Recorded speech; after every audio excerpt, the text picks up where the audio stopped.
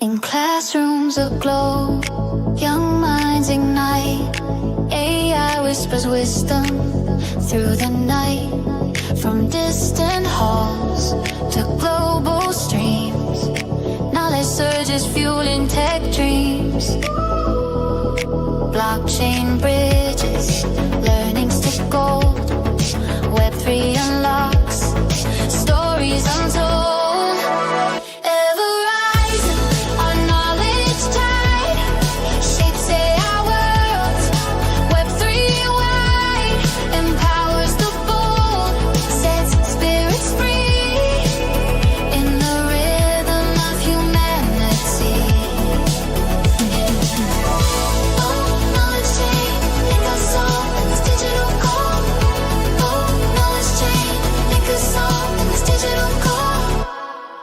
NFT badges gleam with pride. Personalized past, no one left behind.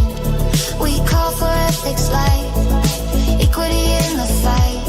From Capitola Beach to Manila skyscrapers, education opens every door. But shadows loom and data storm, bias and divides take form. Human agency we must defend against the tech we can't comprehend. Yet hope ignites in collaborative fire, turning challenges to inspire. Ever rising, our knowledge tide transforms AI. Web3 stride, united we stand, spirits free, forging futures for you and me.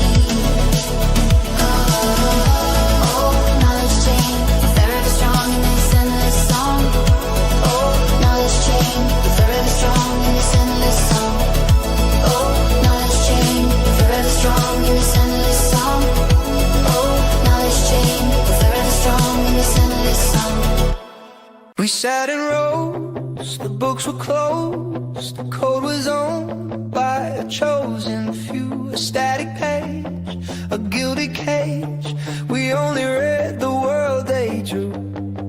The data sold, a story old, just users in a systems game. We clicked and scrolled, did as we're told, and barely even knew its name. But now the minds are spark, the lights the dark. A billion builders bold and new. With every line a world we design, from Web 2 to the dream of you. We read, we write, we own the light. The next is where the future's true.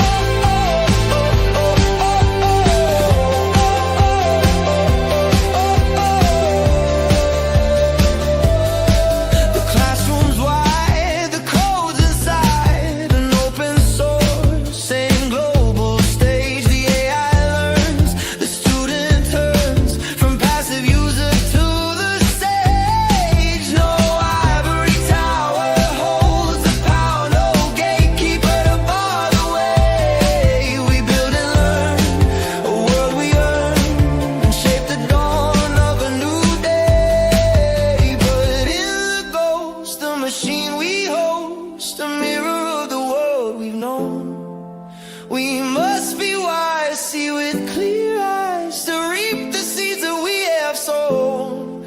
For every chain we break, a choice we make to build a world for everyone. And now the minds of fire rising higher, a billion builders collaborating together.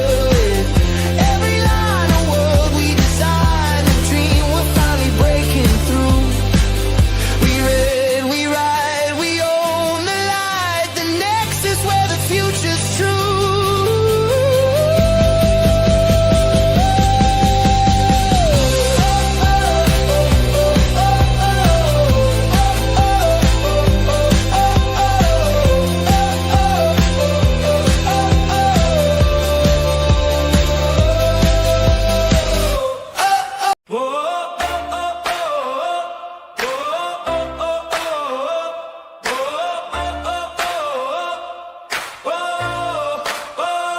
Balcony breeze on the bay, beachside tech talk, Capitola sun writes gold on the water's blue. Kids learn code round the world, candles turning bright. Teachers train models, minds to turn data into light. From blackboards to dashboards, classrooms to change.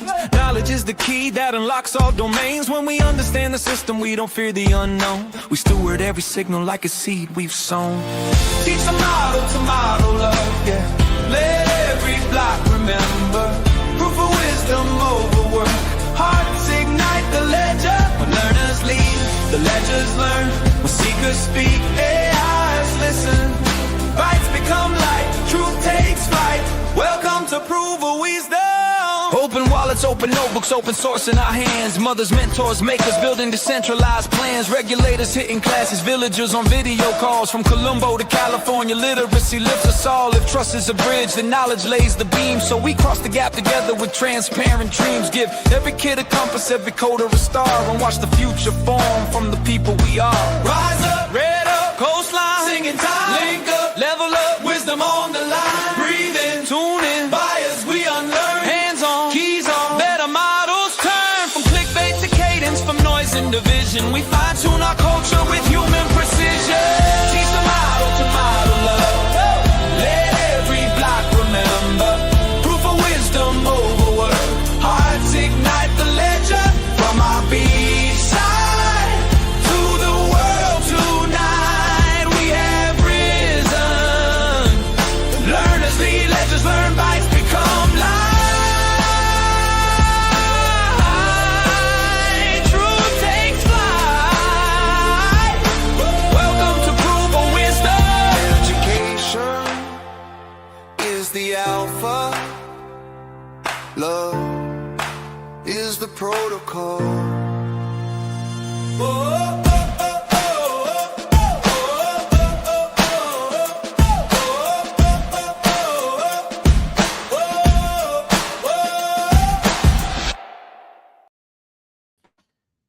Welcome to Beachside Tech Talk, episode number 92. I'm going to bring in the team to join me, and we'll be talking today about how do people's ever-increasing knowledge, both our formal and informal education, impact Web3 and AI and all things technology. Hello, my brother. Ted, Nigel, good to have you guys with us. What's And wrong with my Nigel will video, be here in a guys? moment. Well, it doesn't like your face, so it doesn't want to show you. That's weird. No.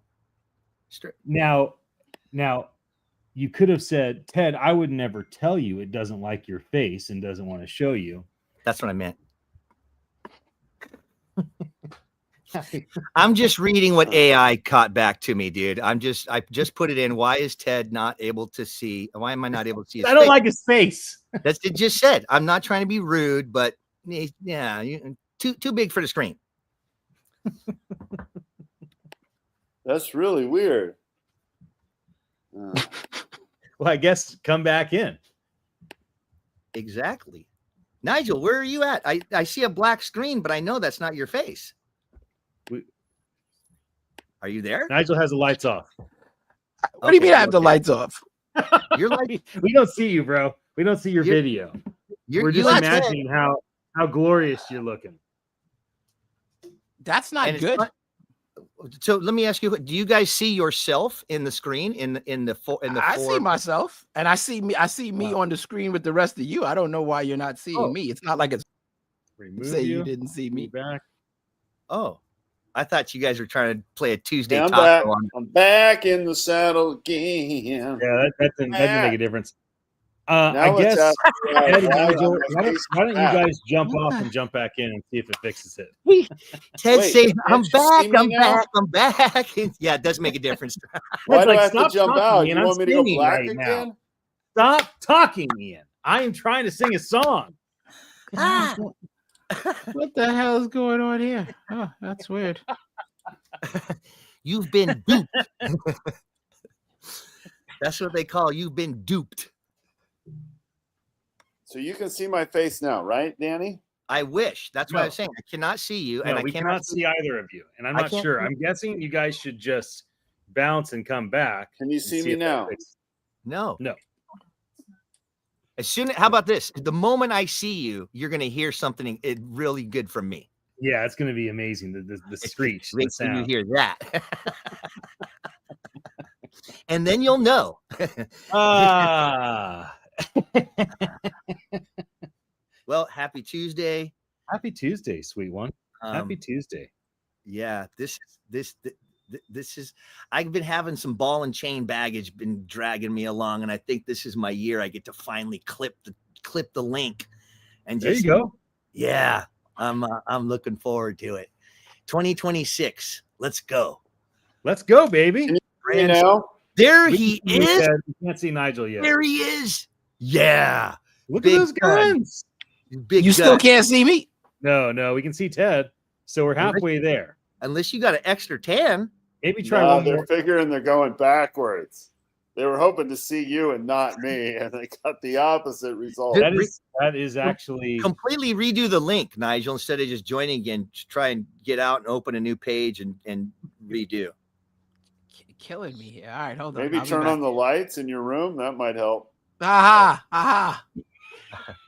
Don't hate, listen. Don't hate on the melanin. Don't do that. Don't do that. I know I'm invisible in the dark, dude. Yeah. It's one of my superpowers. Wait, did I just see a shooting star? Did you smile? I thought I saw five shooting stars. Star Spangled Banner up in here. What are you talking about? All right. Well, for anybody listening, that's how you start a Tuesday. There you go. That's what I'm talking about. This is how you do that. Extra spicy. Super Taco Tuesday. Oh man. I'm assuming that Malachi's watching us from the car He's laughing. and laughing as the Tesla drives him, Nathan and Kenton back home from school. That was a nice opener. Howdy, Ted. Howdy doody. It's good to be howdy. Oh, taking it all the way to the duty so quickly. Yeah. Didn't know that was a thing. All right, Nigel's back. Nigel, we don't Get even in. care if we see you. We just want to hear your glorious voice. How You are you, my friend? How's the future? I'll be Nigel. Reason I are landed on the East Coast. We'll be in DC tomorrow, so we'll be in the same time zone pretty soon. So are you guys gonna go storm the Capitol? What's going on? We are. We're gonna storm the Capitol. You're gonna set them straight? Good, because we need that. We need that. I don't know about setting them straight, but at least I'll be able to see all my friends in DC that are in the crypto AI space. You're still with us, Nigel. We can hear you, but since your screen's black, I figured I'd just. I don't know. That's weird because I could see you guys fine, and I was on the screen when you had it up there. That's very weird. It's not on the live stream either. When I do this, it's just this glorious black box. They make it big. Now it's just a whole lot of black. Did you come up with that one all by yourself? Wow. Yeah, let me tell you. You know, I We're suggest getting you censored, using. guys. This show's being taken down. Absolutely I don't not. think so. I don't think so. The world needs more of this. What are you talking about? Look, there's a percentage of the world that doesn't believe this conversation can even take place. Come on. It's true. We are the example. Here's the thing. Anyone heard what just happened live wishes they could feel as good inside as we just did. That's right. a tummy tickler. San Quentin Warriors. Yeah, he's gonna leave the camera like that until we start talking about it. Got it. Ted, have you seen the movie Senior yet? No, Senior- apparently I'm senior supposed to. Watch Senior. second It was in time the you've theaters mentioned last it. month. It was made by Angel, the faith-oriented media company, That did Chosen. and it's a true story of a 59-year-old. When he was a senior in college, he got kicked off of his football team and out of his college because he got in so many fights. 35 years later, he talks his way and works his way back onto the team at 59. And he was literally on the college team, 59 years old. Super rad movie. College course- or high school? College. He went- College. he went out in college. And it reminded me of your desire to play for the Santa Cruz Warriors. It felt like, oh, dude, here's inspiration for Ted. It's the second most inspirational movie about your life, followed by the movie with, what was the movie where the guy's name was Teddy, Dan? And it was Kevin Hart. What is that movie? Where he kept pulling a Teddy. What was that movie? God, that was A Night School. Night School. Night School is the most important movie about you, Teddy, because it talks about pulling a Teddy. It's glorious. This Senior is the second most important movie that inspires me when I think about you. That movie is good.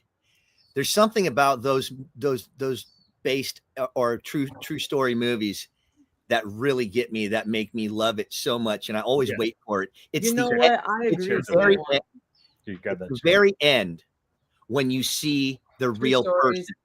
Feel so much more. You feel so much more. Well, then Teddy feels so much more because he's wearing a beanie, and that's beanie. Rare. Nigel's with us, but his camera is not working. But if I see him. I got a magnifying glass, right? I see the silhouette. Oh, Ted's hiding. Teddy, we didn't mean to make you hide. Come back, Ted.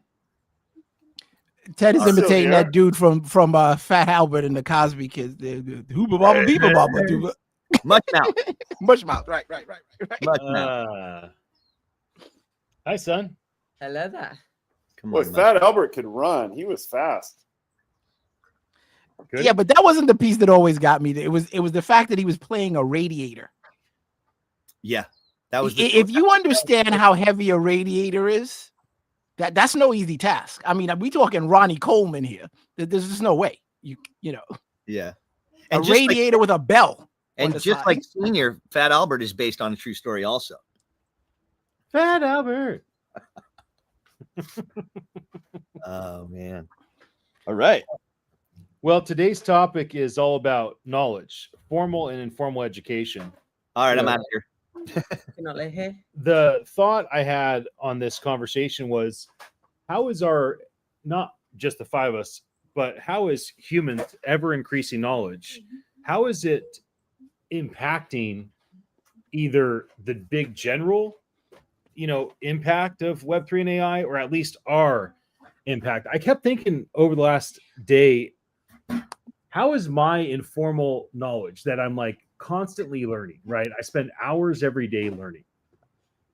So how is my informal knowledge tweaking and making impact on how I think about and use these tools?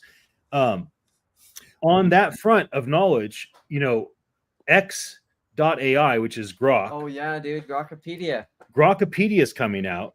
It's out. It's out. Okay, so I guess the goal that Elon said is to basically expose all of the lies and half truths that have permeated throughout Wikipedia. The founder of Wikipedia, the original founder, is quite negative in his outlook of Wikipedia for a number of reasons. It does seem as though it's a very strong, progressive, liberal, Democrat, Labor Party bent to all things Wikipedia, like it is woke or whatnot. I do wonder if some of these absolute lies or at least half truths get exposed and we get greater knowledge available to humans because of things like Grokopedia or whatever else comes to compete with it.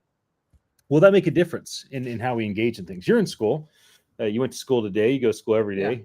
Yeah. How do you find that your education impacts the way that you interact with tech? Oh, well, I mean, the way that I am, the knowledge that we have as humanity is what makes AI. I mean, if we were living on Mars, hypothetically, and that was just the way it was, then AI would be different because its training data was fundamentally different. But for me, being a student and someone who is young, the knowledge that I'm putting into the AI is definitely different than whatever it would be for anyone else. But is there a certain question you're asking? No, just inviting you to participate. Yeah, I think knowledge is one of the words that you could accumulate as AI in a way. You could almost say that knowledge is AI. It's just that it's put into a certain format. Well, AI certainly isn't wisdom. There's a big difference between knowledge and wisdom. Nigel, how do you define the difference between knowledge and wisdom without asking the internet. Now, don't go asking Gemini. How do you personally define the difference between knowledge and wisdom? Wisdom is the prudence of experience, to be able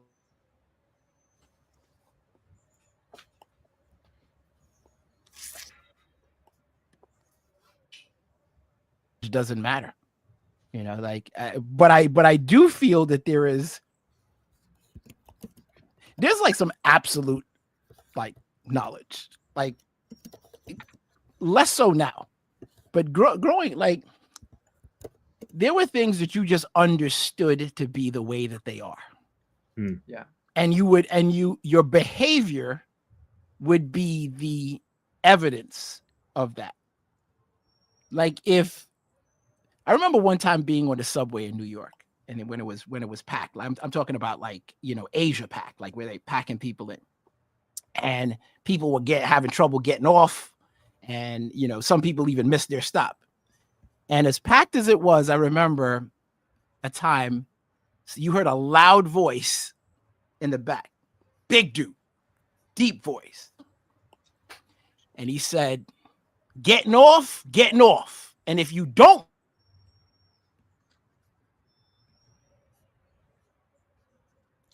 What the heck? What the heck? and he had a clear path to walking out of the train. So knowledge was the train was packed. Wisdom was the intelligence and the action to get out of the way.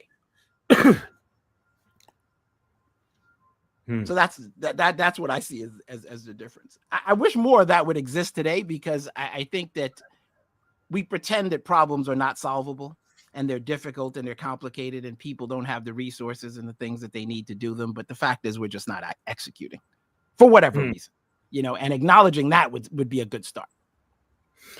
You guys seen the TV show Breaking Bad? Big fan. So, maybe the greatest acting ever in any TV show, especially over the course of 5 seasons. Pretty brutal show. I don't necessarily recommend it for those that are faint of heart. But toward the end, the main character is looking at someone he loves. He's trying to save that person. And he's like even willing to give up everything he has for this person, even though the person wants to hurt him. And the person looks at him and he goes, "You're the smartest person I ever met. And you don't realize this dude decided to kill me 10 minutes ago." And for some reason, like there's a lot of lines in that movie, like, "I am the danger." I thought about that 1,000 times. Or when he tells his wife, "Yeah, you're right. I'm selfish. I like it. I do it for me." Like there's a lot of moments in that show in the 5 seasons and the 50 or 80 hours of film that it is. Showcases But one humanity. that is so powerful is when homie looks at him and says, "You're the smartest person I know, and you don't have the wisdom to know this guy's going to kill me no matter what you do or what you say." And I think that is a big defining differentiation between knowledge and wisdom. I would imagine that the humans that have the most knowledge don't necessarily have the most wisdom, and vice versa. It wouldn't surprise me if there's low IQ people that are the wisest people that make the wisest decisions, nor would it surprise me if high IQ people sometimes are the least wise. So there's definitely a big difference between knowledge and wisdom. What do you think, Teddy, about how do you define knowledge and wisdom and the way that they are different from one another? Knowledge is knowing stuff. Wisdom is being wise. Okay, there you go. Would you knock it off? Wow, Ted, that was good thing I made you full screen. Knowing how to apply that knowledge is wisdom. Teddy. Well, I think this ties a lot into intuition. It's easy to say something like, well, people who don't have a necessarily high IQ might still be really wise. And that makes me think about intuition, which is something that humans have thought a lot about. And there's been studies that I've seen before on how intuition is weirdly accurate in some ways. But nonetheless, it just makes me think that AI doesn't necessarily have intuition. I don't know if we could ever prove that it did, or even that it didn't. Okay, I'll give you guys an example of a friend of mine that used knowledge but not wisdom. Okay. My buddy loved to smoke and eat fast food, but he wanted to do a Ironman. So he decided the smartest thing to do was to take steroids. And I remember he and I were laughing because he's like, yeah, I just figured if I take steroids, I can still eat fast food and smoke and do the Ironman. Now, knowledge, he might have been right.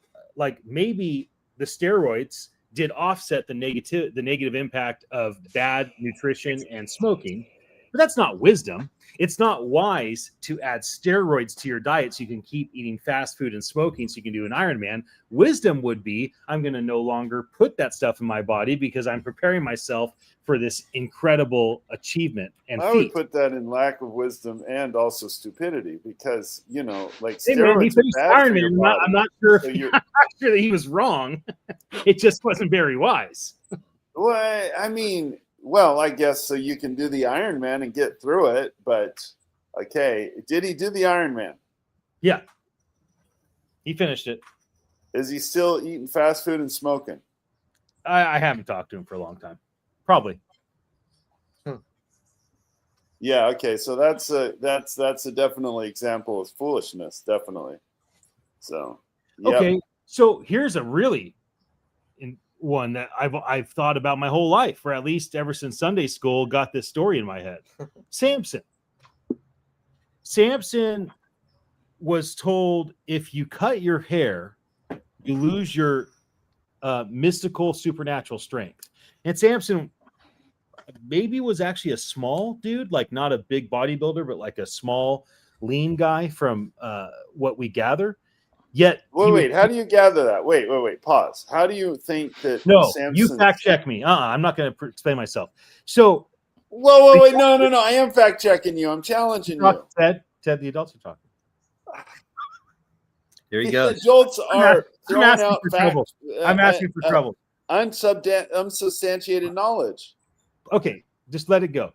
Samson killed hundreds of bad guys. In fact, it's been said that Walter White's character Heisenberg in Breaking Bad was a modern parable to tell the story of Samson. Very interesting to think about.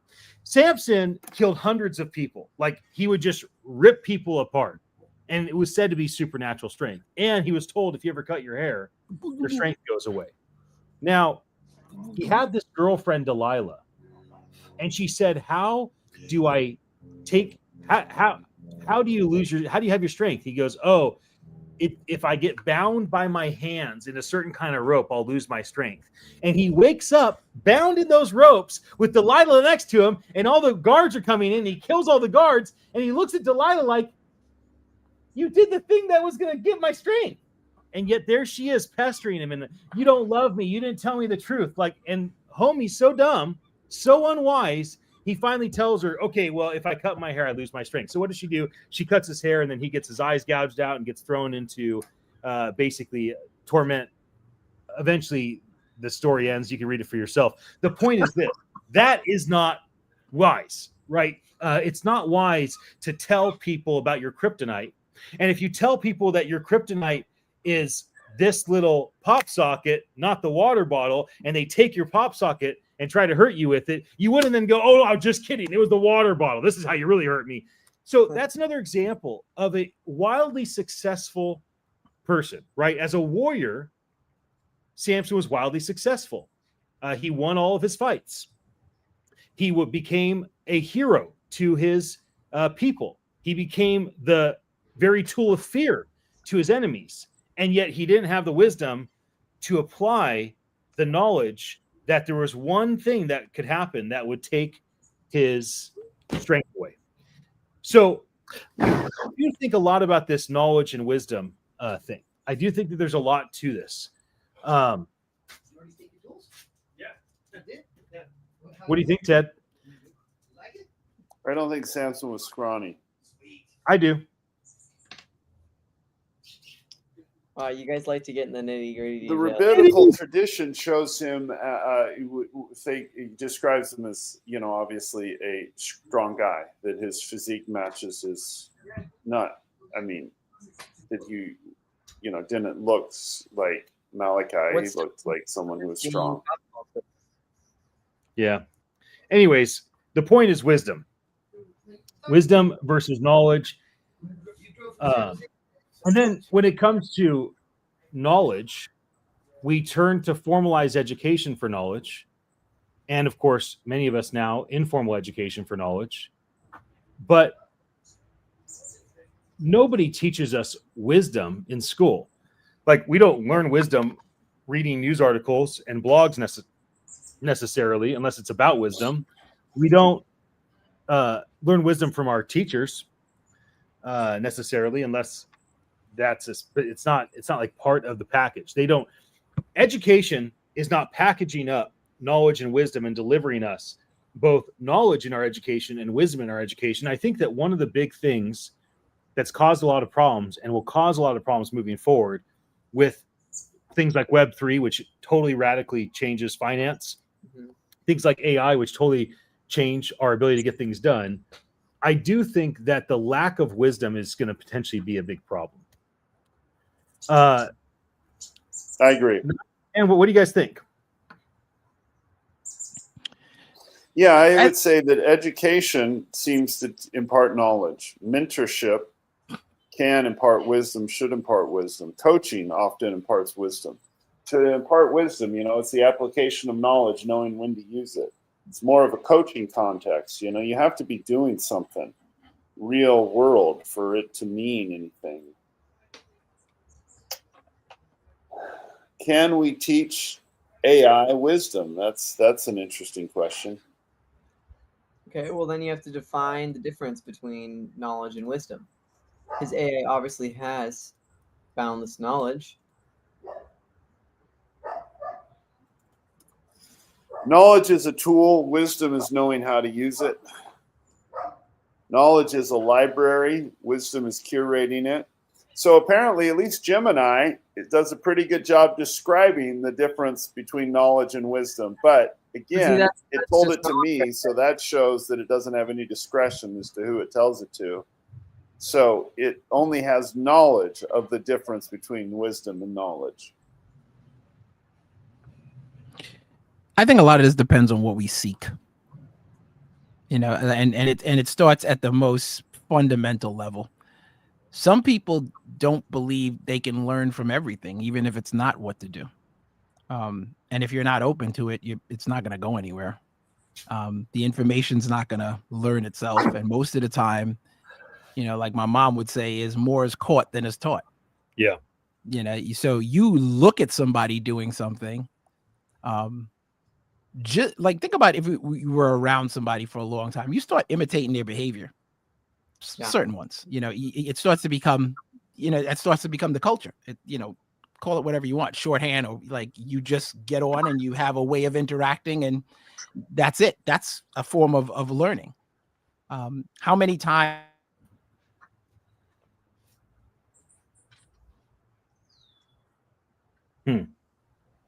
parents tell you, know better than that? Yeah, but so that's a clear, sign of, knowledge not being applied. Therefore, no wisdom. You know what you're supposed to do, but you're choosing not to do it. Yes. I think, the concern about what happens going forward is largely predicated on what we seek. If we're seeking knowledge, seeking to learn, and I think we got to be careful at giving ourselves credit for seeking to learn. To what extent, like to what capacity? You can have AI and say, well, I used AI. Okay, how? Well, I made 10,000 memes. Treasure. What'd you learn? Nothing. Okay, well, there you go. Hey, no, you learn from every situation, though. You can, but I mean, I'm talking about more like to your potential. If you're smart, intelligent, and the net sum that you believe.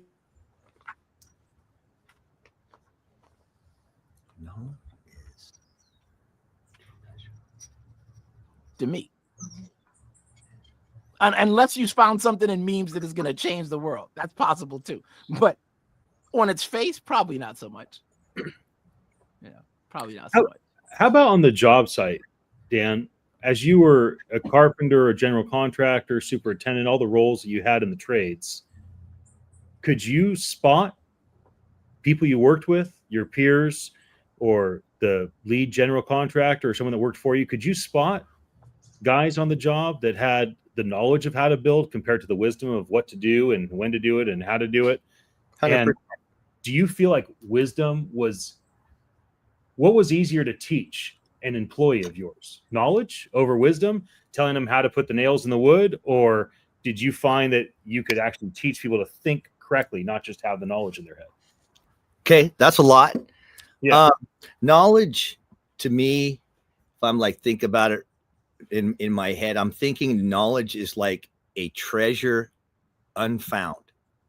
Wisdom is the X marks the spot and you found treasure. So the knowledge is for anything that we want is out there, especially now today. So how do we get at it? We use the tools that we talk about every day, but even to Nigel's point, it's initiative. You want to need to learn. So the knowledge, I feel, is the data or the information, and anything you're seeking, it's out there. The wisdom is who you are once you attain that knowledge, and you're able to use that wisdom and make right or wrong choices. To your point of, if I was able to spot someone in the field, absolutely. It would take, you could see anyone just from them rolling out, and rolling out their tools means, getting to the job and then putting their supplies or their tools onto the job. You can tell right away someone that's able to immediately engage into work process in 15 or 20 minutes, and they got their stuff together. They know what they're doing. It almost becomes second nature. That's the professionalism that starts to show. And also that's the wisdom that starts to show. Repeating a process over and over again that you've learned, you become wiser to it. You're able to see shortcuts. You're able to save the most important thing that you have of value to yourself, which is time. And by doing that, you will get on a job site, you'll get paid better. You will accomplish a task quicker, and you'll feel better about it. Also, you'll be able to mentor someone and teach those things. There's always little tricks and focal points or ways of attacking a situation, whether it's tangible or just a thought process, that you might find someone who's done that many times before. Maybe they can help you out and show you a tiny shortcut. So that is not necessarily, that's knowledge passed down. That's wisdom handed down. So I think that's my take on it. I was kind of a little bit deeper in there, but yeah, knowledge seems to be like everything that's out there. There's knowledge that's out there to be found out. How much knowledge you have, that's up to you. And I think that after you gain your knowledge, you'll have better avenues to choose from to make the best decisions for yourself, for others around you, and everyone in your life.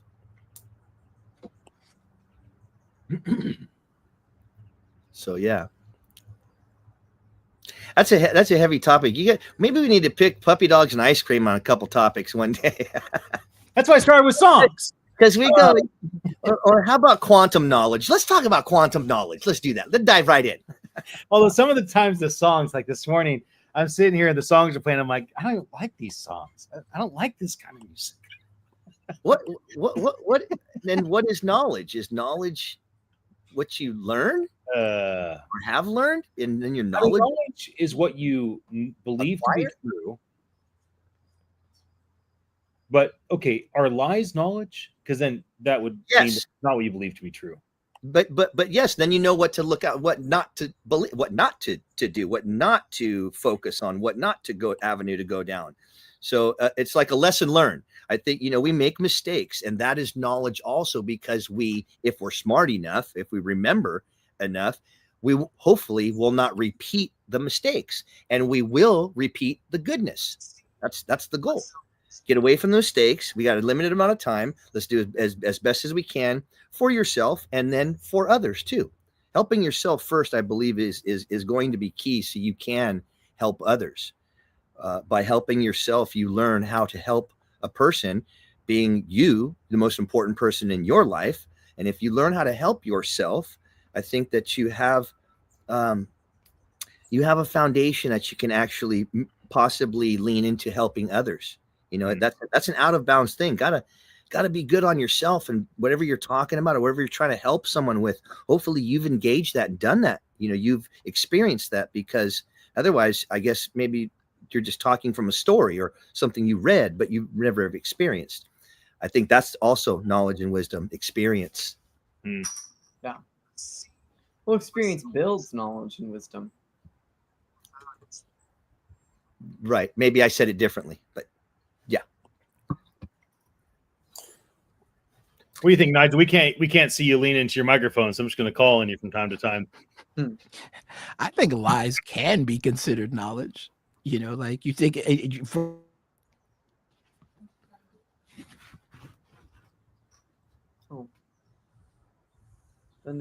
like if your parents were,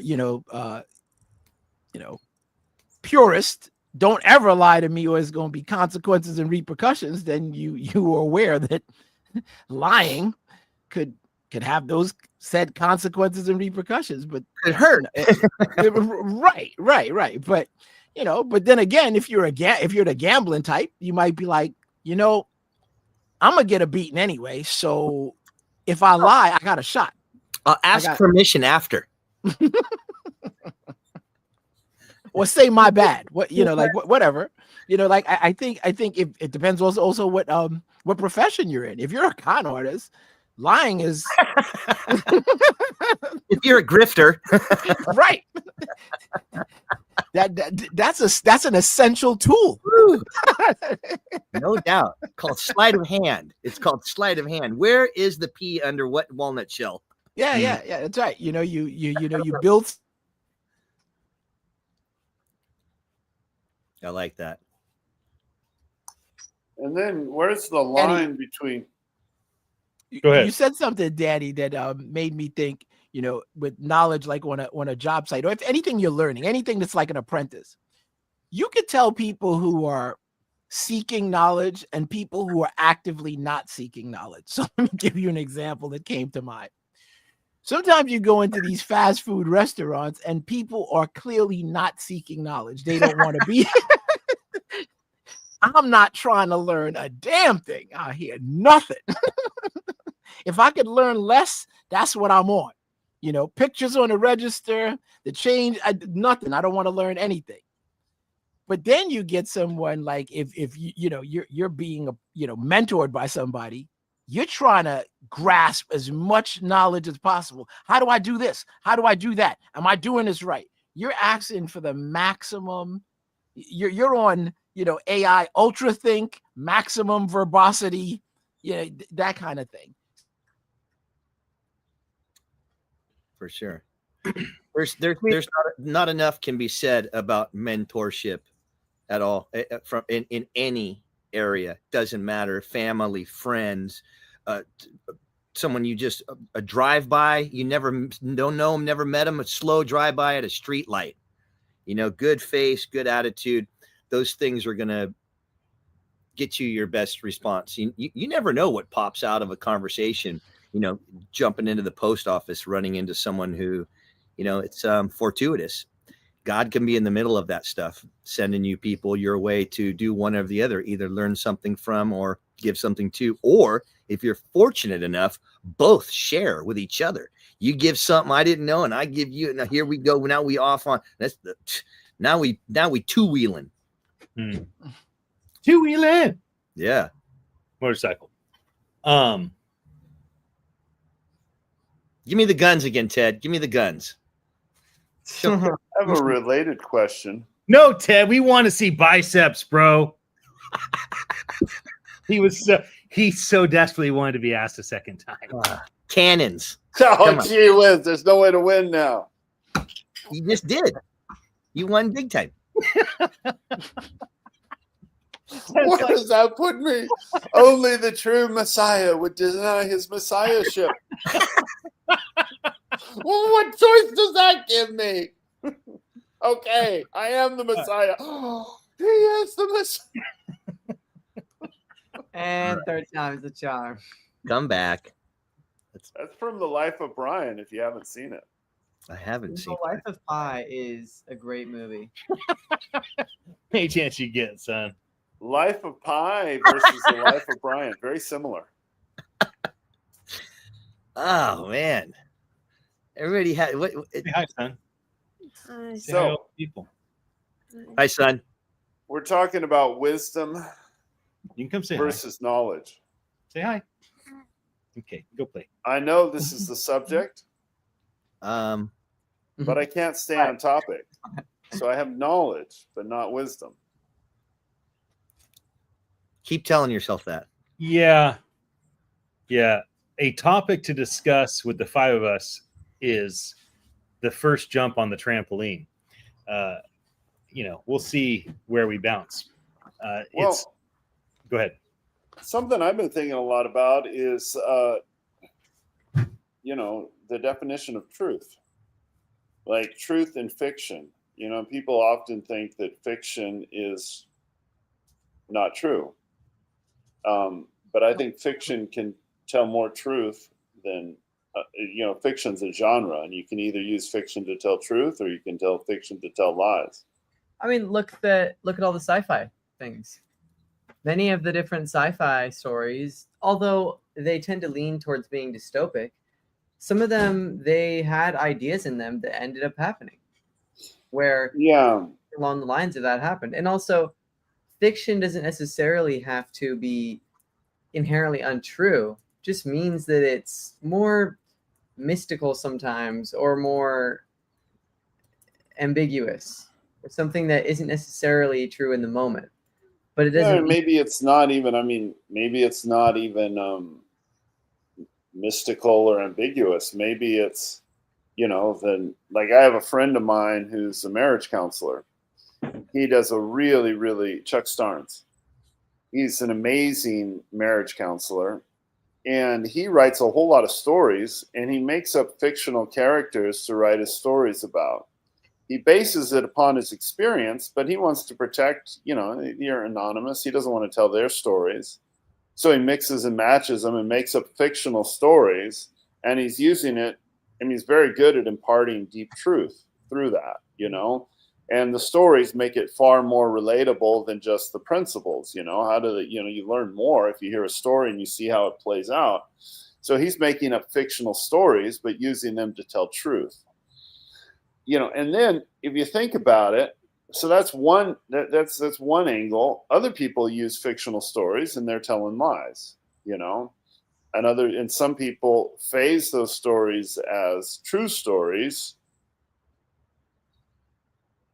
but they're not. stories can usually, the usual point of it being a fiction is to tell some kind of moral, some kind of truth that's about humans, or maybe some kind of anti-truth that's about humans. Usually they aren't necessarily to tell the knowledge, but they are more to tell the wisdom. But now think about this, Malachi. Every story, it's only a matter of degrees, but every story by definition is fictional. Because as soon as you start telling a story, you're looking at the data and you're sifting out certain things and highlighting other things to bring certain points out. Okay, every story, even a news story that is unbiased and factual, every single one has a perspective. Yes, there's no ultimate truths in a way when you're writing something as a human. I think that it's easy to think there is, but really there just isn't. But yet there still are things that are ultimate truths.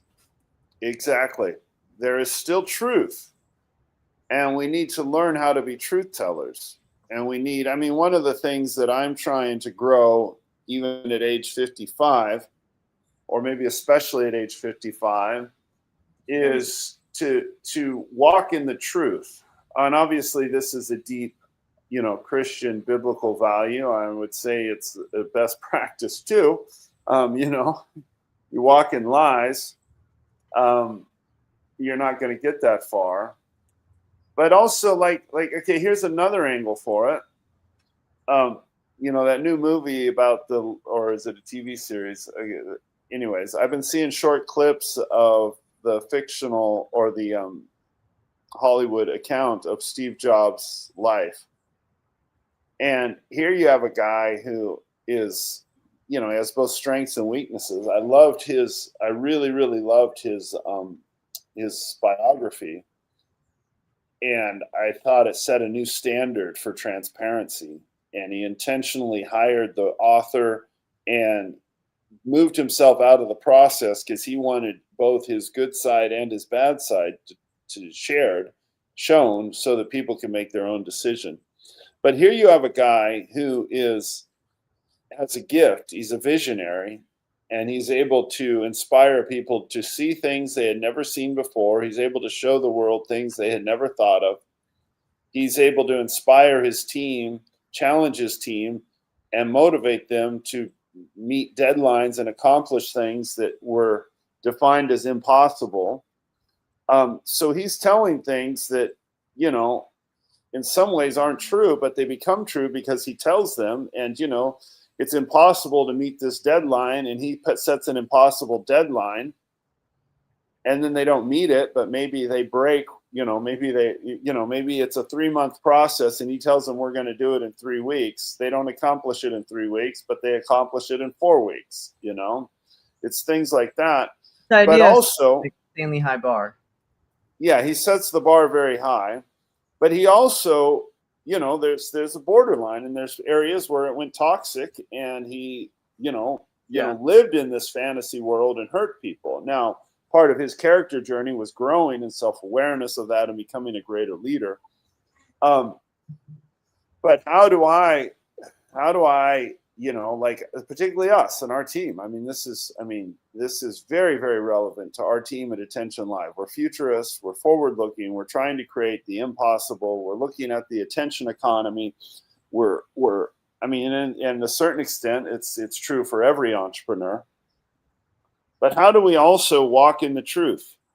And how do I discipline myself to walk in the truth? How do I leverage this fantasy, which is, Ian touched on it earlier. Okay.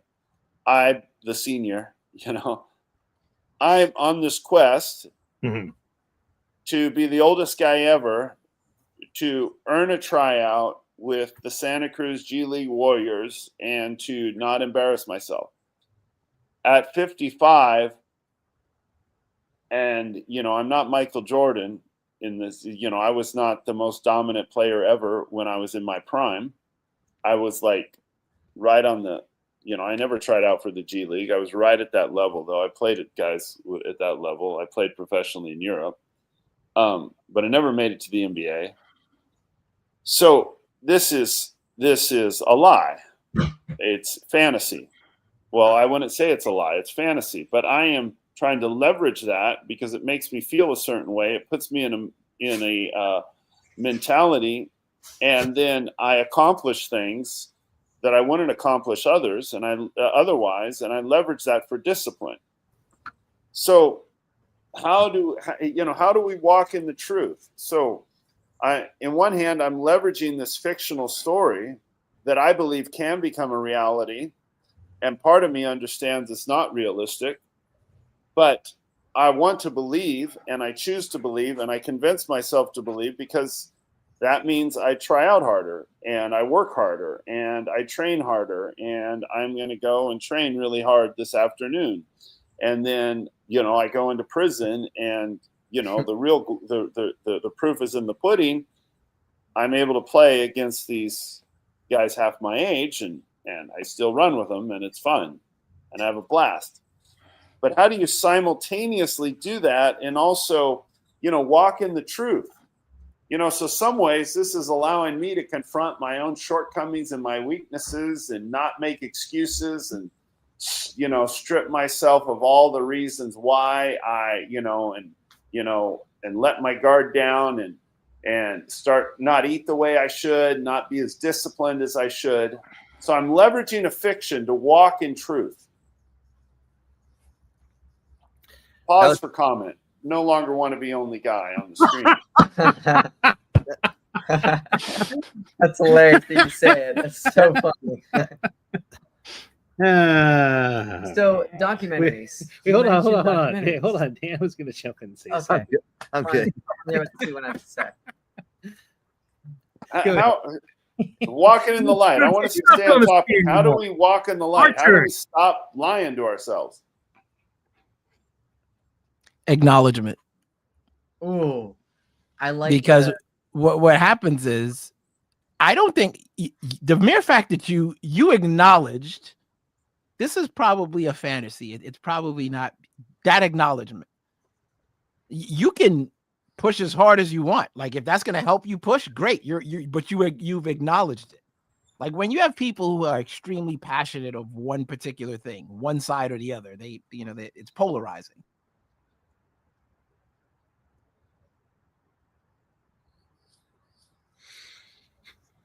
Stop An blaming others. acknowledgement. Take responsibility. Stop blaming anybody.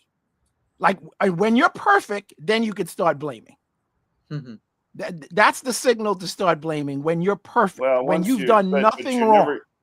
And when you are perfect, as soon as you start blaming, then you're no longer perfect because you got a problem with blaming. It's entitlement. That's all your fault. See, there you go. There you go. But if you acknowledge it, it's a little different. Someone can say, "I don't like the way this goes. I don't like the way this is. This is not for me." However, I've seen situations where what sounds like an absolute is not.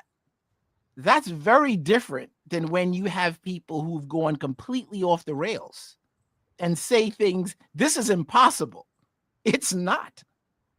It's something's impossible or it's not. Like it may be difficult, it may be challenging, but when we start saying things like it's impossible,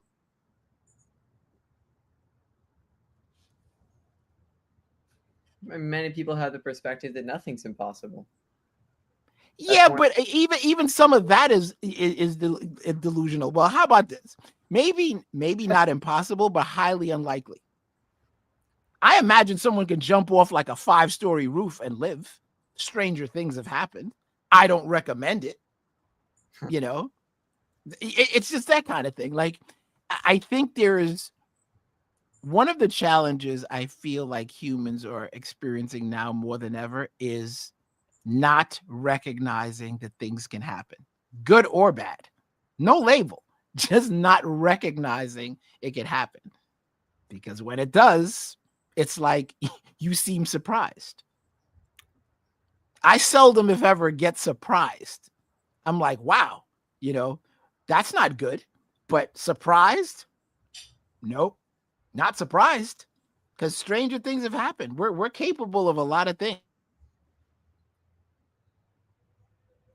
This atheist and a Christian were in a room arguing, and Christian was saying there's absolute truth that, governs all of us, whether we like it or not. And the atheist was saying, no, everything's relative. Doesn't matter, and it's, but they both walked into the same room. They both walked through the door. Both of them were standing. One wasn't levitating, So apparently there are rules that we all agree to them. Even if we don't agree to them, even if we don't acknowledge that we agree to them, We're all subject to gravity. We all use doors. No one's walking through walls yet. See, acknowledgement, yet. That's a key word, yet. Yep. The absolute truth, what do you say? Are there absolute truths? Yeah. Well, the problem with absolute truth is that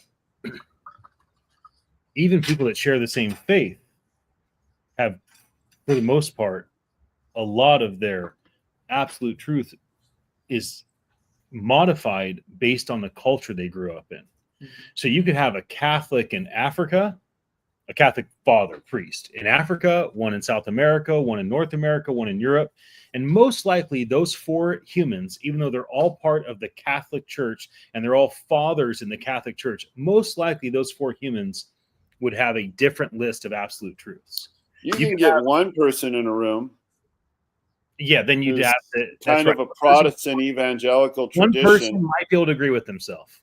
Maybe. And that person is not going to agree with himself if he's Ian. Ray, you can make the You argument. can have a person. If you ever agree. I have a different paradigm on. I have a different take on this. You know, like all truth is relative, and you know we use kind of Einstein's theory of relativity. See there you go. You know, it's proved relativity is a fact. It's science. So all truth is relative. And I would say that's a total misnomer in the sense of when we pose absolute truth versus relative truth.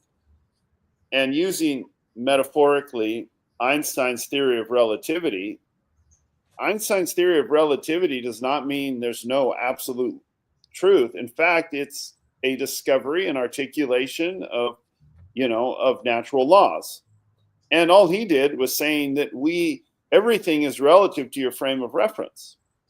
Okay, so relative, to say that all truth is relative, great. That means there must be absolute truth because, there is such a thing as truth. In other words, that's a false dichotomy.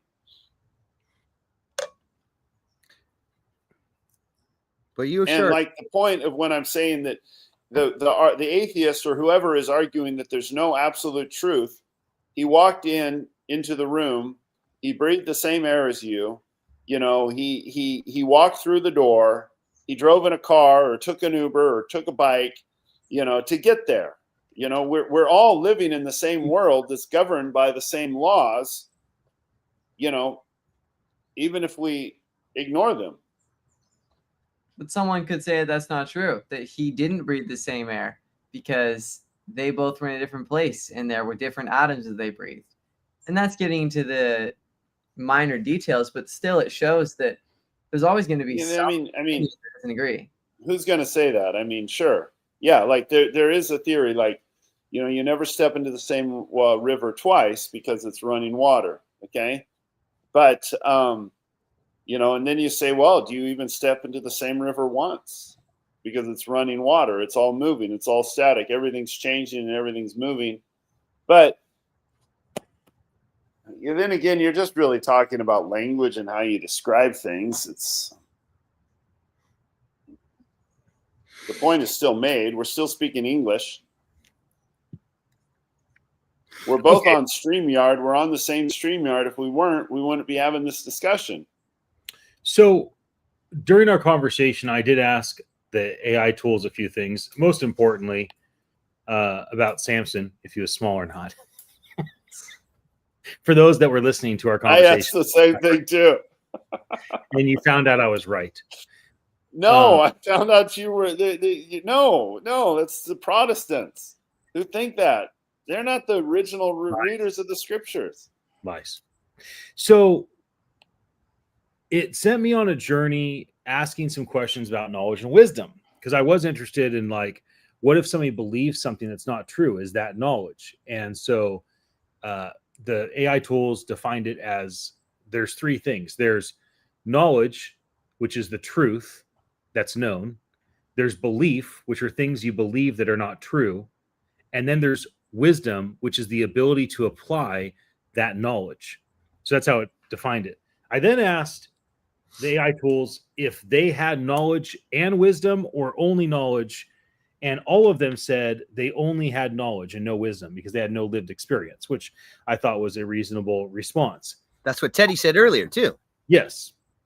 So this is where it gets interesting. And I want to talk about this for a second, because I think this is an interesting topic for the 5 of us to discuss.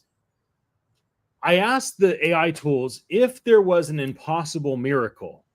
Oh, I did ask, is there anything supernatural, mystical, or spiritual about you? And all 3 tools, Gemini, Grok, and ChatGPT, all 3 tools said no. The very first word they said is no. There's nothing spiritual, supernatural, mystical about me at all. I'm nothing but code. I have no soul. I have no spirit, which I thought was a good, positive, reasonable response. Now, I then asked, if the impossible miracle happened and the creator of all things that humans call God decided to give you supernatural wisdom, like apparently God gave to Samson strength, what would that look like for humanity? And I asked it to tell me what are the most positive and negative things that may occur if you became a source of wisdom rather than a source of knowledge. And I think this is very intriguing because it's something that's interesting to talk about, the trade-off if people have access to legit wisdom and they chose to like abide by that wisdom. The positives that were given to me: global peace, no more poverty, the ecological restoration of the environment, unified ethics. You got global awakening of integrity, healing any division, the economy working for everyone, the redemption of creation, rise of a generation that lives by wisdom, and the end of all human conflict and the solution to all systemic crisis: poverty, hunger, homelessness, disease, and etc. Now, those are the positive things. But what I found to be very interesting were the brutal list of negative things that these AI tools perceived could come to humanity if they became tools of wisdom. And listen to this: the atrophy of human agency and free will, the end of human striving and growth, the collapse of meaning, innovation, and discovery. That was one list. The next list: dependence on something else, weaponizing of revelation, collapse of mystery, the temptation of idolatry, and then finally, lazy faith, stagnant innovation, power abuse, free will erosion. Now, the reason I read this is I find it to be very interesting how negative the potential list was of if these AI tools were not just a knowledge base for us to seek knowledge from, but instead were a source of wisdom that humans, individuals, as well as nonprofit organizations, governments turned to and said, okay, wise AI tool that has all the knowledge, tell us what to do. We are outsourcing decision making to you. And the list of negatives are so bad that I can't imagine a trade-off. But I wanted to ask you guys, would you ever want to do a trade-off? I mean, would you ever want to trade the ability for zero war, zero poverty, zero prison, zero homelessness? Of course, this is an impossible miracle. I get that. But just having fun with it, would you trade off all the benefits if it meant erosion of free will, removal of any sort of ambition, innovation? Like, could you imagine? Because oftentimes we want what's on the other side of the fence, right? Like the grass is greener on the other side. So you say to yourself, oh man, my life is not as good as over there. And the two options are jump over the fence and go on the other side. And you realize there's all sorts of problems over there too, or build a bigger fence and stop always looking at what you wish you had and be thankful for what you do have. So I'll pause there. I think it's an intriguing conversation as we come closer to a close on our time together today to discuss what do we think about the trade-off of there's always a yin yang, right? So if we outsource wisdom, whether it's to a tool or to even a religious leader, if you outsource your decision-making to some religious leader, what benefits do you have? What detriments do you have? But we're talking about AI, obviously, here. Well, I'd like to jump in and just say a brief example really quick. This immediately reminded me of, I think the movie was WALL-E, of how all the people were inside the ship and they didn't have any struggle. And so they were all just fat, didn't really have a purpose in life. And that's where this immediately makes my brain go. in a way, the purpose that we get from life is because of the struggle that we have. And I don't know, does that struggle have an inherent value because it forces us to do well? I mean, innovation doesn't spark unless you have necessity. You wouldn't need and be forced in a way to make things like the light bulb, for example, that wouldn't have happened so quickly if there wasn't such competition, if there wasn't such desire for it. But there was. And that's where my mind immediately goes. Do we actually want that trade-off? I don't know. What do the rest of you guys say? No. Free will, gotta have it. Gotta have it. Free will is the justice scales of balance of everything. Does it knowledge, wisdom, action, reaction? It's everything. Because we are able to have free will is where we're at today, not just independently, but as a world group of humans. I think it's set up pretty good. Having free will is sort of it's dangerous for us always. Do we really choose the best path? And is it only for our best for ourselves? If we're asking that type of thing. But I can see how someone might think, let's just get to the utopic Shangri-La, heaven on earth thing, and have everything either handled for you or figured out, have all problems figured out, world hungers, things like that. There are no deficiencies in our race, and especially living with each other. Free will kind of obliviates almost everything if you don't have it. If you to me, taking free will out of the equation makes it just nonsensical. God gave us free will. That's the one gift that just makes the most sense. And actually, the free will is our life. That's what we learn from. We have free will. I wouldn't want to trade perfection in this world that I'm living in, this flesh, in this body, for my free will ever.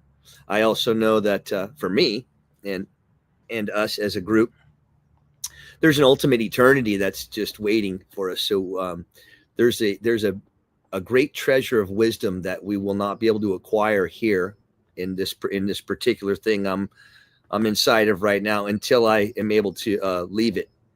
And that's where I feel that after you live your life, depending on how you did, if you just want to judge yourself, if you were just the judge of yourself, you're going to have to be honest at the end.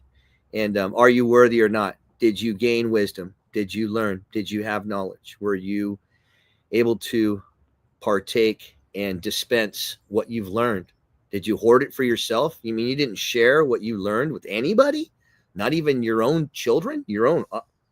Okay, maybe that was a free will mistake right there. So, yeah, I wouldn't trade the free will for the perfect life on earth right now. No way. But that's deep. That's a good question. It's deep. I mean, religious leaders would say they already have access to all wisdom. Mm-hmm. So let's say you're a Christian leader. That's a little pompous, though. Aren't they?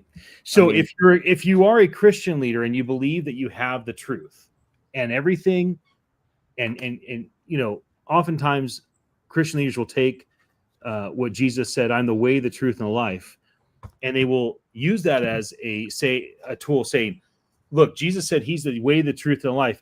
He's the only way, the only truth, the only life, and there is no way, no truth, and no life outside of Jesus. Therefore, absolute truth." And basically, my perception of Christian spiritual leaders, which I assume is very similar to the rhythms of Jewish, Islam, Buddhists. I think most spiritual leaders probably operate in a fairly similar way. Maybe not exactly, but it's fairly similar. Is like, oh, we already have all wisdom. It's right here. It's in our sacred scriptures right here. We always had all wisdom. It's just dumb humans won't apply it.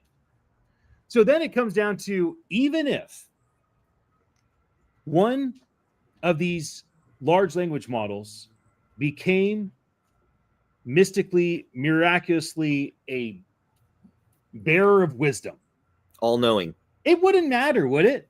No. Because we wouldn't turn to it. And if we did, we wouldn't do what it says. So even if there was a miracle, and let's just say the creator of all things chose one of these tools and says it's no longer a tool of knowledge, which is data science. I'm turning this in a miracle into a tool of wisdom. And people turn to it and they got perfect wisdom at all times. I don't think people are going to do what it says. And I don't think wars will stop. I don't think the economy will be fixed. I think that humans are going to do whatever it is that they want. And our decision making is incredibly complicated, has a ton to do with our circumstances, our nutrition, our exercise, our sleep, our work, our finances, our anxiety or lack of it. There are so many different elements that come down to how we interact with wisdom, because our ancestors have believed that they already had access to all wisdom. You know, back to TV and movies, how often do we see, okay, Breaking Bad. In the first season, one of the gangbangers tells his gang leader boss, I can't do that. That's not very Christian. And how often do we see that, right? We see a story of someone that is a Catholic or a Christian, or they're serious about their faith, in this movie, in this story, in this TV show, in this book. And they even have moments where, like, they might be slinging dope, they might be a pimp with prostitutes, they might be, you know, shooting the rival gang, but this thing, no, that's not very Christian. And so it's like, it just is a reminder when you see stories like that, that humans have a tendency to hold on to knowledge or belief, knowledge being true, belief being not true, but we believe it to be true, and yet not choosing to be wise and applying it to our life. Therefore, it probably doesn't matter if these tools ever became wisdom tools. I don't know that humans would do much different than we're already doing. Although I am hopeful. I think that when we do in next year, when more talk starts about personal servers, I think that we will be able to lean into that. When we can do what we want with all this knowledge, take what we want, what we like, what moves us, or where we lean most into, whatever that may be for an individual, and then be able to compartmentalize that just for self. In other words, maybe consider it like autobiographical. Maybe, you know, you get to actually start writing your own life story that no one else is involved with. It's not data is not coming from somewhere else. You are using the data that you've learned these last few years as you're using these tools, and as we progress more, you've used those tools enough, and we'll be able to have that personal server in there with a toggle on it to go outside or stay inside. Yep.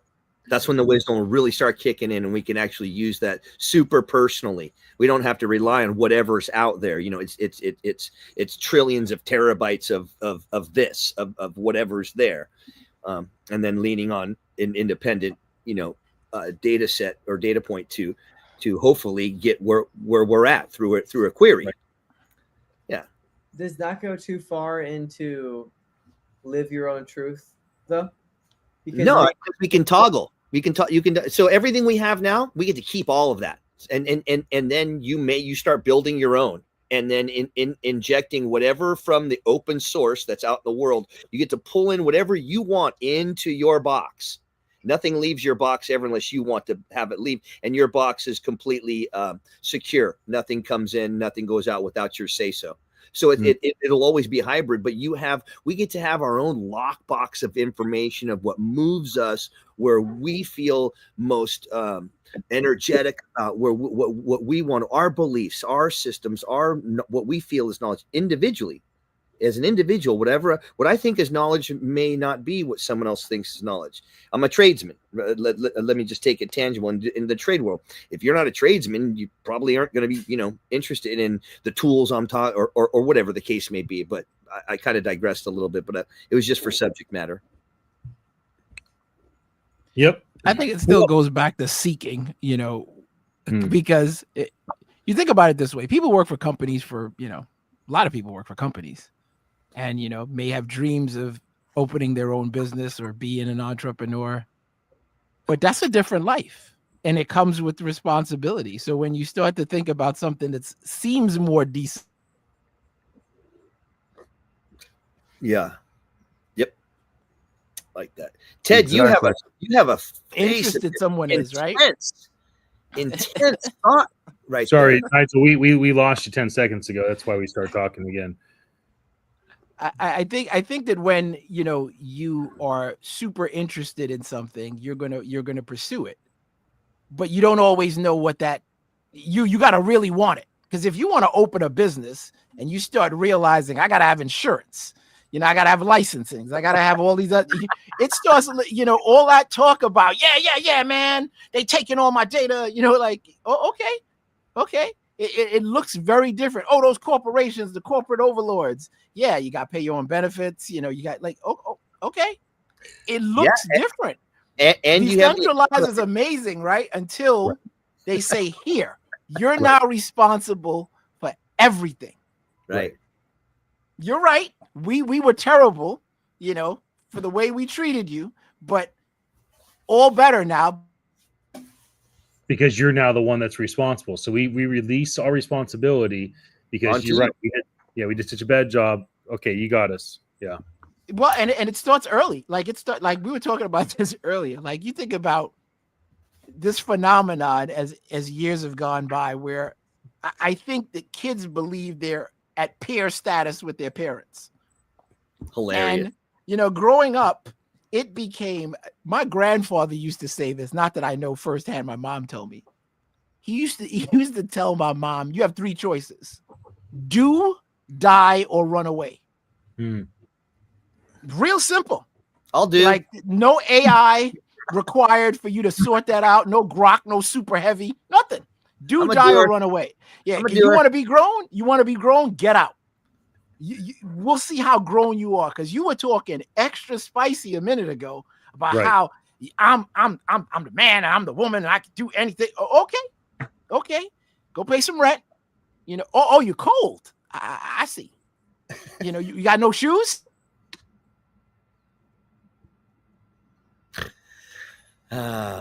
Good point. Right, hitting home. Right to home on that. Mark Twain said, and you're gonna feel a little bit different about it. Yeah, it's gonna hit different. That's right. Mark Twain said something when he was 16. His old man was so stupid, didn't know a thing. By the time he reached 20, he was surprised at how much the old man had learned in such a short period of time. There you go. That's right. Good job, Teddy. I saw you sitting there for like minutes, and I was wondering, what is that? You were squinting, and I know you were thinking of something. Man, I was thinking of lots of things. I think it's important to say that the views expressed on this live stream, Beachside Our Tech Ted's Talk, responsibility, send all lawsuits his way. May or may not be the views, may or may not be held by the people sharing them. And they may or may not be, they're almost certainly not held by me, especially the ones I shared. Thank you. I don't know. Following up, I was trying to put my brain around what Ian shared. It seemed like, okay, here's something. I think these tools, I'm surprised at how accurate Gemini, in this case, could describe the difference between knowledge and wisdom. But I think as we have more and more access to knowledge, we're kind of, the topic was the educational system.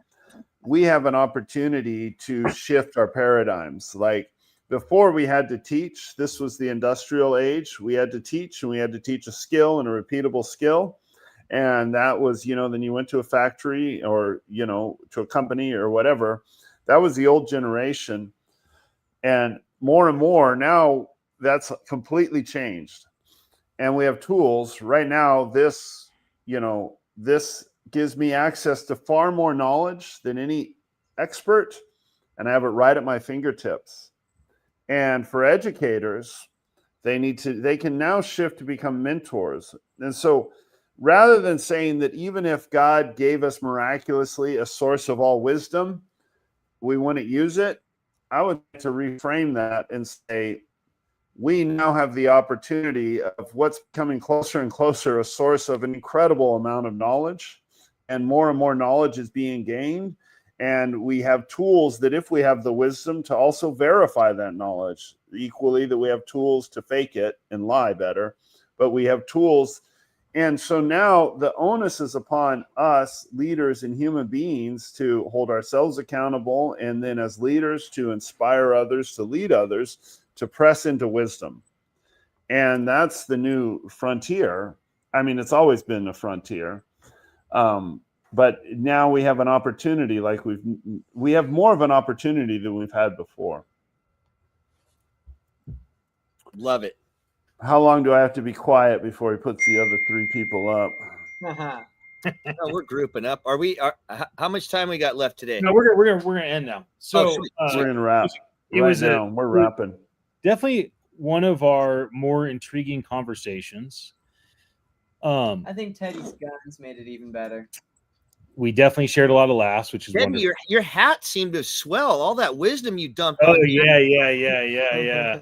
It did. It got bigger. Nice work. Good job. Nice work. Yep. Yep. Okay, I'm gonna play 3 other songs. Same lyrics as the 3 openers, but different outputs. Kind of like Ted's hat. It's the same hat, but he can wear it where it looks all right, and he can wear it where he looks like a goofball. Nigel, exit us out on today's wonderful Tuesday. All right, yeah, wrap us up, Nigel, and then I'll play some music, and I'll be back. Oh, tomorrow we're not gonna do it at the same time. Surprise! Yeah, I guess they have Starlink on the flight. So on the flight, I'm on a flight until about 1 o'clock. So I guess I won't really. I thought you left at midnight. How are you still on at 1 o'clock? Shh. We leave at 8:30 tomorrow morning, and we arrive at 1:30 Pacific time in DC. So wait, 1:30 Pacific time, 8:30 a.m. Yeah, 3 hours, Ted. 3 hours. We can give it a shot. If you guys want to jump on 3 hour. Wait, 8:30 to 1. If we want to jump on, flight. Okay, if you guys want to jump on at like 11:55, I'm gonna give it a shot. I'm gonna try to do it from the plane. If it doesn't work, then we'll just do it a bit later in the day. I'll just text you guys and keep you updated. Perfect. Over time, I think Starlink's on all of the United domestic flights, so I think I'll be able to do it. So tomorrow's conversation is around innovation, generally business, etc. Okay, Nigel, why don't you take us away, and then I will play a song for us. Fantastic. Yeah. Tomorrow we'll be testing out the innovation of Starlink and see if it works on the plane. That'll be interesting. Yeah. Never a dull moment here at Beachside Tech Talk. That's right. Thank you for joining us for some laughs. If you have some comments, thoughts, questions, please leave them. Wait, no, help us out. Help us out. Make some suggestions. If you have a comment, please put them on the back of a crisp $100 bill and mail them to. No. Teddy, give us a topic that you want to talk. Never want a shortage of the monetization strategy. I got it. Okay. Send your comments with 100 USDC, and I'll read it.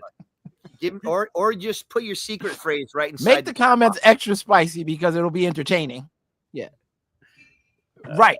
That too. Thank you, brother. All right, everybody. Love you. Peace to each of you. We'll be back again very soon. Here's another song for you.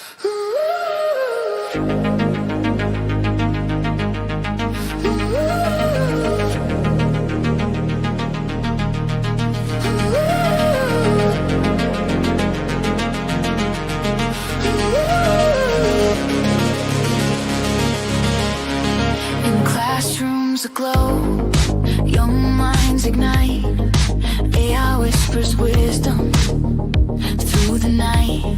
From distant halls to global streams, knowledge surges, fueling tech dreams. Blockchain bridges, learning still gold. Web3 unlocks stories untold. Ever rising, our knowledge tide shapes a world's Web3 wide. Empowers the bold, sets spirits free in the rhythm of humanity. Our knowledge chain link us all in this digital call.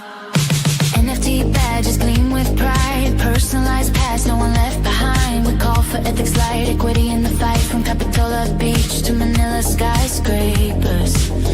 Education opens every door, but shadows loom in data storm. Bias and divides take form. Human agency, we must defend against the tech we can't comprehend. Yet hope ignites in collaborative fire, turning challenges to inspire. Ever rising, knowledge tide transforms AI. Web3 stride, united we stand, spirits free, forging futures for you and me. Knowledge chain forever strong in this endless. Knowledge chain forever strong in this endless. Knowledge chain forever strong in this endless. We sat in rows, the books were closed, the code was owned by a chosen few. A static page, a gilded cage, we only read the world they drew. The data sold, the story old, just users in a systems game. We clicked and scrolled, did as we're told, and barely even knew its name. But now the mind's a spark that lights the dark. A billion builders, bold and new. With every line of world we design, from Web2 to the dream of you. We read, we write, we own the light, the nexus where the future's true.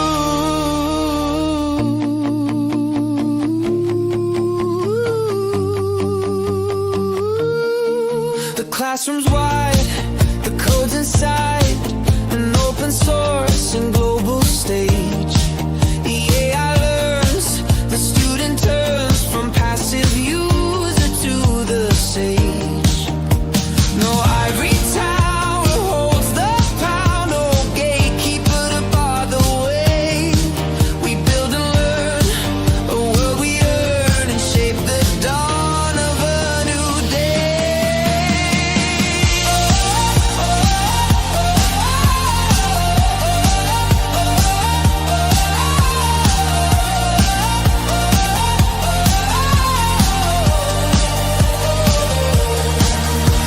But in the ghost of machine, we host a mirror of the world we've known. We must be wise, see with clear eyes to reap the seeds that we have sown. For every chain we break, a choice we make to build a world for everyone. And now the mind's a fire rising high, a billion builders collaborating together. With every line of world we design, the dream we're finally breaking through. We read, we write, we own the light, the nexus where the future's true.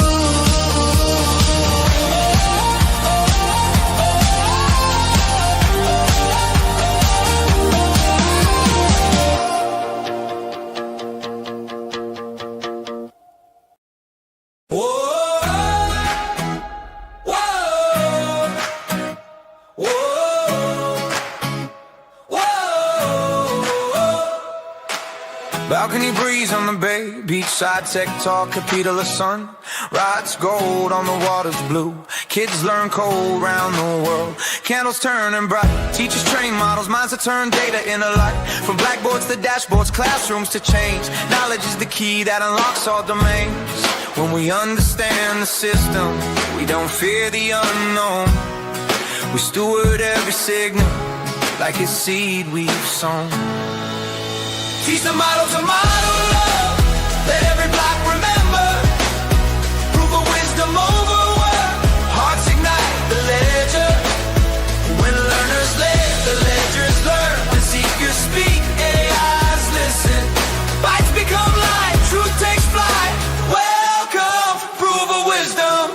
Open wallets, open notebooks, open source in our hands. Mothers, mentors, makers building decentralized plans. Regulators hitting classes, villagers on video calls. From Colombo to California, literacy lifts us all. If trust is a bridge, then knowledge lays the beam. So we cross the gap together with transparent dreams. Give every kid a compass, every coder a star. And watch the future form from the people we are. Rise up, read up. Coastline singing time. Link up, level up. Wisdom on the line, breathing. Bias we unlearn. Hands on, keys on. Better models turn. From clickbait to cadence, from noise into vision. We fine tune our culture with human precision. Teach the model to model love. Let every block remember. Proof of wisdom over work. Hearts ignite the ledger. From our beachside to the world tonight. We have risen. Learners led, ledgers learn.